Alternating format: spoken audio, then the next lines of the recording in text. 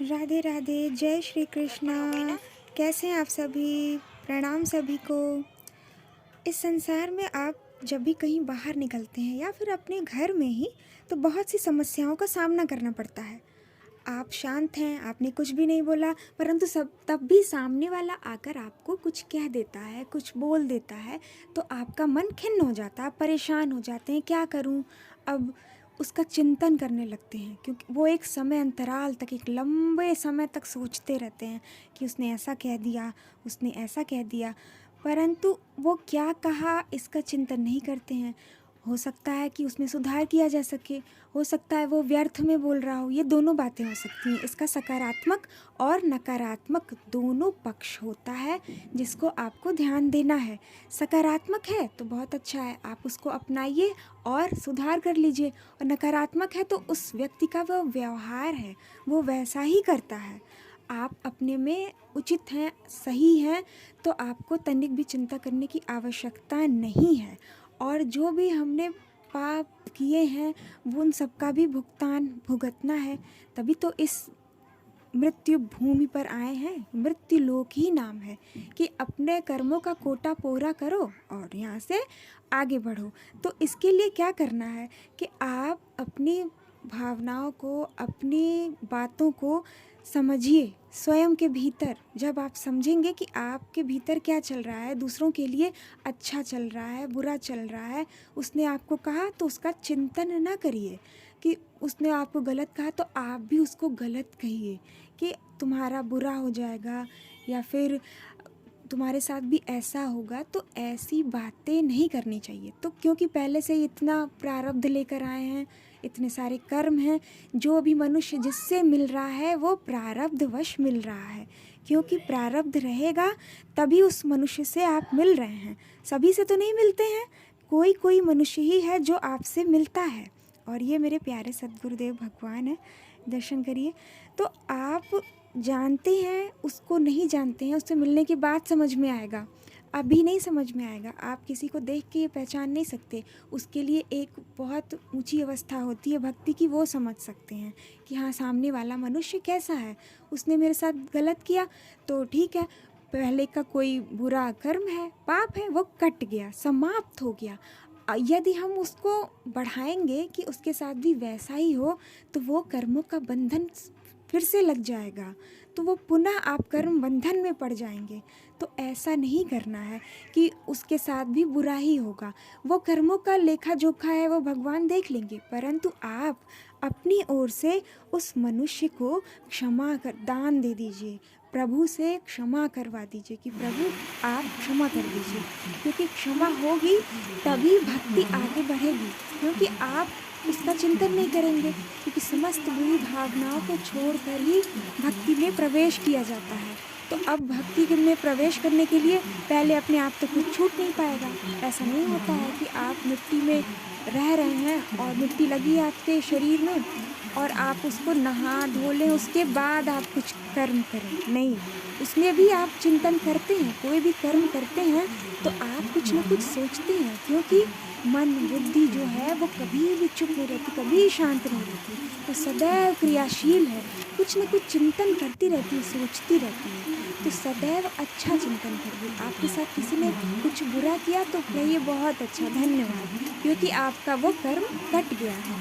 और जैसे ही वो कर्म समाप्त हो जाएगा तो वो आप उससे स्वतः दूर हो जाएंगे, उसके लिए कुछ करना नहीं पड़ेगा, क्योंकि कर्मों का लेखा जोखा पूरा हो चुका है।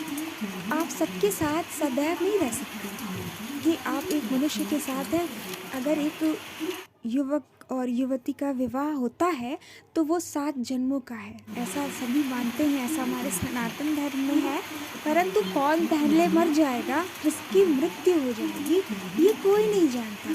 तो इसके लिए वो साथ रहते हैं, एक समय अंतराल के बाद वो अपने अपने दिशा की ओर बढ़ जाते हैं। जिसका जितना समय अंतराल है वो भगवान के पास है, जितना भी उन्हें सांसें दी हैं जिस भी मनुष्य को, तो ये उस प्रभु जानते हैं, ये हम नहीं जानते हैं। इसके लिए हमें अपना कोटा पूरा करना है। अपने प्रारब्ध को पूरा करने के लिए आप नए प्रारब्ध ना बनाएं कि उसके साथ भी बुरा हो, उसके साथ बुरा होगा तो आपको भी जन्म लेना होगा, क्योंकि आप जन्म लेंगे तभी तो वो देख पाएंगे कि अच्छा इसके साथ बुरा हुआ, तो आप ही माध्यम बनेंगे। तो ये सारे माध्यम आपके परिवार हैं, तो परिवार में आपकी घनिष्ठता है।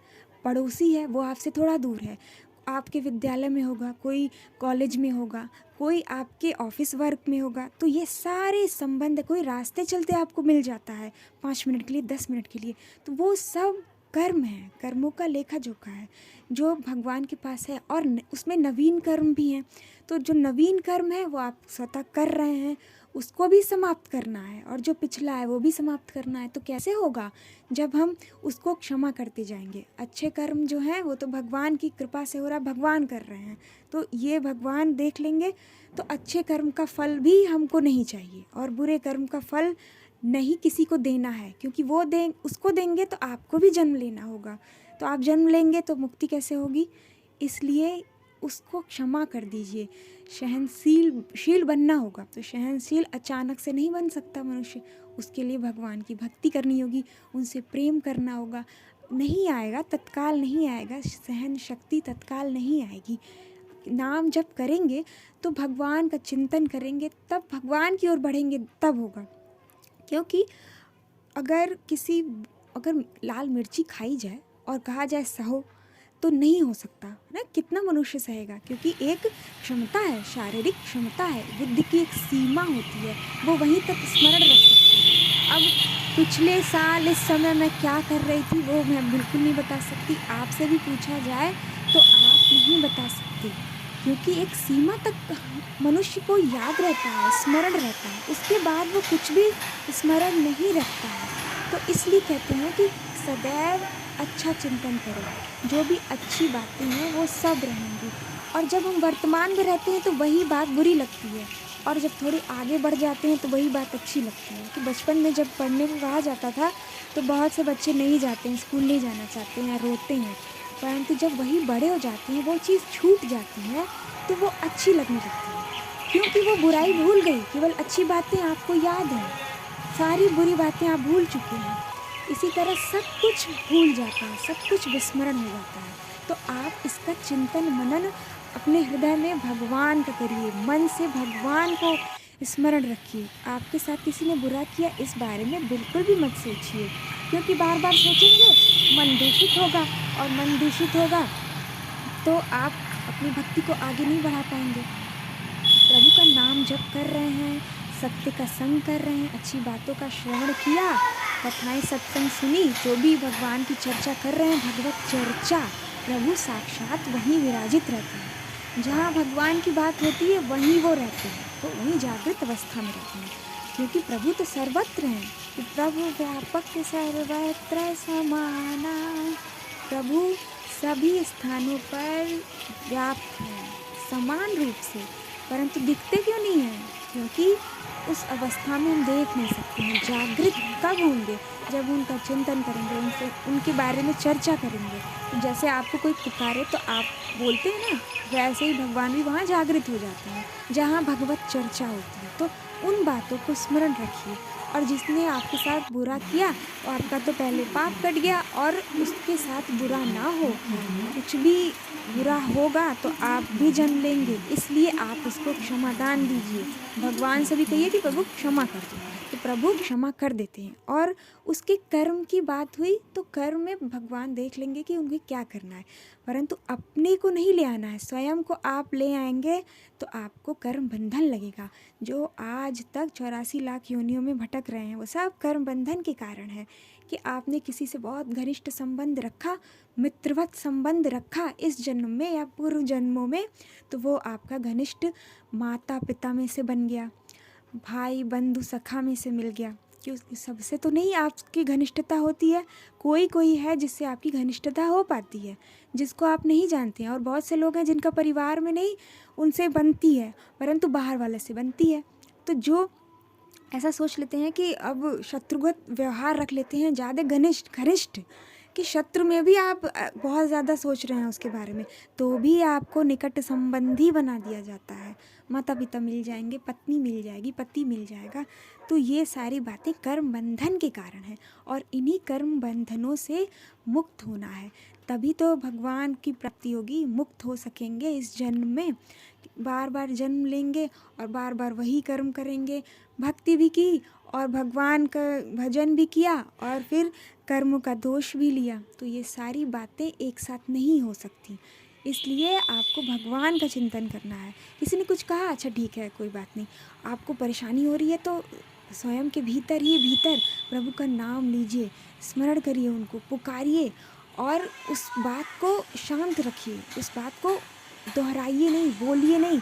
और आप पर कोई चिल्ला रहा है तो भी आप उसका उत्तर मत दीजिए, क्योंकि आप उत्तर देंगे तो आपकी सकारात्मक ऊर्जा नष्ट हो रही है। क्योंकि आपने भक्ति की, अब सामने चलते चलते भी गाड़ी से और कहीं से ठोकर लग जाती है तो लोग बोलते हैं, चिल्लाते हैं, परंतु आपको शांत रहना है। हाँ ठीक है, आपने कभी कभी ना भी हो आपकी गलती तो भी मान लीजिए, वो बातें शांत हो जाएंगी, वहीं वो स्वतः ही समझ जाएगा कि हाँ उसने गलत किया, क्योंकि आपने बोला नहीं, उसको उत्तर नहीं दिया। तो ये सारी बातें भक्ति से आएंगी, तो आ रही हैं, इसकी प्रतीक्षा करने के लिए आप यूँ सोचिए कि आज ही आ जाएं। बिल्कुल परेशान होने की ज़रूरत नहीं है कि हाँ वो बहुत बड़ी भक्त है, मैं नहीं कर पा रही हूँ या कर पा रहा हूँ, मुझसे नहीं हो पाएगा। ये सारी बातें नहीं हैं। आपने प्रारंभ की है भक्ति, प्रभु का नाम जपना, बच्चों के साथ रहना, ये सारी बातें जो हैं वो भगवान की ओर ले जाएंगी आपको, आपका मन निर्मल हो जाएगा। परंतु तब होगा जब भगवान का नाम और उनका ध्यान, उनका रूप, उनकी जो लीला है, जो भी आप श्रवण कर रहे हैं, अच्छी बातें, वो सब मन में रहेंगी। और जितनी भी बुरी बातें हैं वो सब मन में ना रहें, मन में रहेंगी, तब फिर भगवान का चिंतन नहीं होगा। या तो आप भगवान का चिंतन कर सकते हैं, या तो किसी व्यक्ति वस्तु के विषय में आप विचार कर सकते हैं। दोनों बातें नहीं हो सकती हैं, परंतु एक बुद्धि होती है और एक मन होता है। तो बुद्धि से आप अपना कर्म करिए, कि कोई घर का कर्म कर रहे हैं, झाड़ू लगा रहे हैं, बर्तन धो रहे हैं, खाना बना रहे हैं, तो आप भगवान का नाम ले रहे हैं। ये भगवान का घर है। जब समस्त सृष्टि ब्रह्मांड उनका है, तो ये घर जो उन्होंने दिया वो भी तो उन्हीं का है। इस भाव से आप घर में कर्म करेंगे, सेवा करेंगे, तो वो भी भगवत भजन बन जाएगा। वो व्यर्थ नहीं होगा कि आपने सबके लिए किया। महिलाएं होती हैं ना कि दिन भर सारा काम करती हैं घर का, और उसके बाद कहते हैं कि उनको कोई नहीं पूछता है, कोई नहीं उनका सम्मान करता है। बिल्कुल भी परेशान मत होइए कि कोई सम्मान करे या ना करे। आप अपना कर्म कर रही हैं, वो सब भगवान के लिए करें। आपके घर में सदस्य हैं, उनके घर में, उनमें भी तो प्राण है, भगवान है। तो कर्म करिए और सभी कर्मों को प्रभु को समर्पित करते जाइए, और जो भी बुरे कर्म है उसके लिए क्षमा याचना करते जाइए कि प्रभु आज मुझसे ये ऐसी भूल हो गई है, और आपको नहीं भी पता है, क्योंकि बहुत सी ऐसी बात होती है जो स्वयं को नहीं पता होती है, परंतु भगवान की दृष्टि में या फिर सामने वाले की दृष्टि में वो बुरी होती है।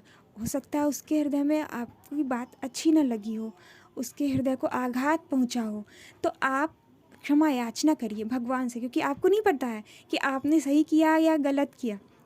तब भी क्षमा याचना करिए प्रतिदिन ऐसा। और किसी दिन आपको स्मरण नहीं है, आपने नहीं किया, तो जिस क्षण आपको स्मरण हुआ कि आज आपने नहीं किया, उसी क्षण क्षमा याचना करिए। और किसी के प्रति दुर्भावना मत रखिए कि उसके साथ बुरा हुआ।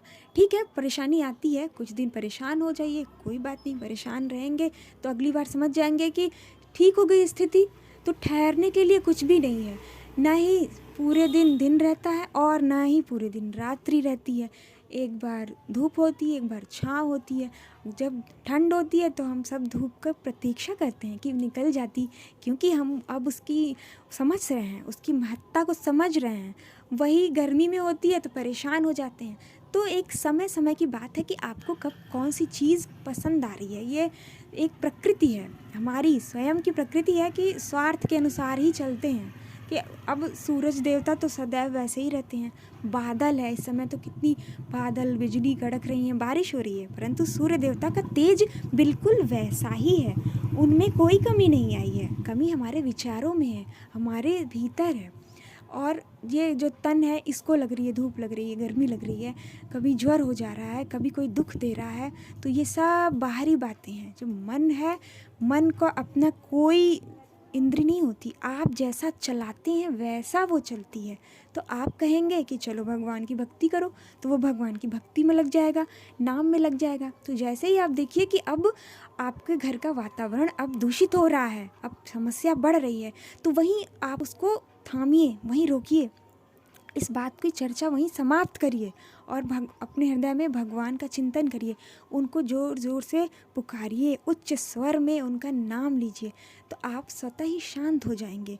आपके जो परेशानी है, जो एक कलयुग के कारण, इस वर्तमान कर्म के कारण, प्रारब्ध के कारण, किसी भी कारणवश आई हो, वो समस्या टल जाएगी, समाप्त हो जाएगी उस क्षण के लिए, और उसके बाद आप स्वतः ही सामान्य हो जाएंगे। तो ये करते करते एक अभ्यास बन जाएगा।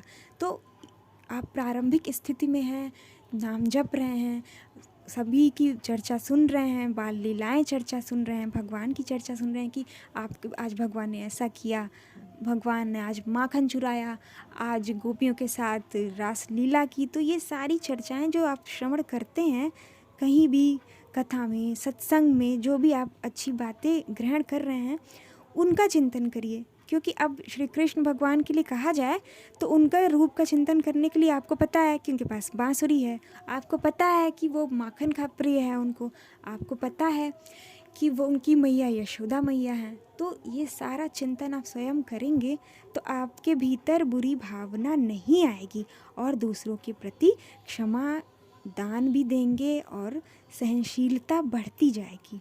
इसलिए आप बिल्कुल भी तनिक भी चिंता ना करिए कि आज ही हो जाए, बिल्कुल समस्या की बात नहीं है, आज नहीं तो कल होगा। समस्या आई, फिर से आप उठिए। अब एक बार कोई गिर जाए, कीचड़ में गिर जाए, तो फिर से तो उठता है, कि गिरा ही तो नहीं रहता है। यही जीवन है कि आप उठिए, उठते उठते आप फिर चलने लगेंगे, फिर परेशानी नहीं आएगी, आपको समस्या नहीं आएगी। किसी ने कुछ कहा तो आप शांत रहिए, ठीक। तो आज सभी आए थे घूमने, सबको घूमना था, दर्शन करिए। बहुत सारा प्रेम, राधे राधे।